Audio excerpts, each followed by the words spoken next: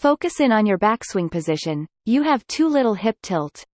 Feel that your left pocket stays lower during your backswing. It is on average around 0 degrees in your backswing, whereas it should be close to the range of -12 and -6 degrees at this point. This is likely to cause an in-to-out path, which can often lead to inconsistencies that cause push slices and/or push hooks. We know that your pelvis side bend position could use some improvement as it is causing some inconsistency in your backswing. We suggest making the following adjustments: raising your left arm up, rotating your left hip in, and swaying your left knee out. This should help fix your backswing issues and stop the push slices and/or push hooks from occurring.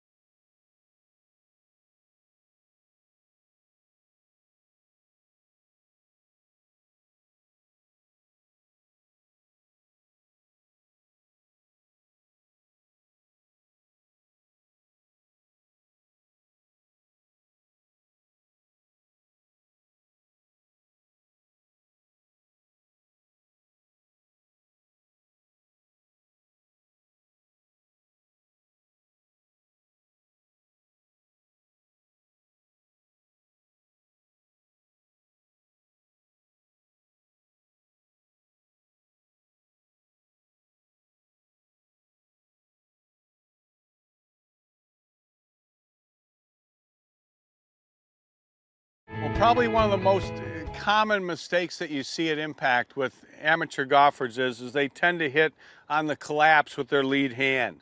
And when you do, you're taking the club and you're adding loft to the club. So what I do is I take my 7-iron, this is just a 7-iron here, but when I hit it, I'm breaking my wrist down, and now my 7-iron turns into an 8 or 9-iron.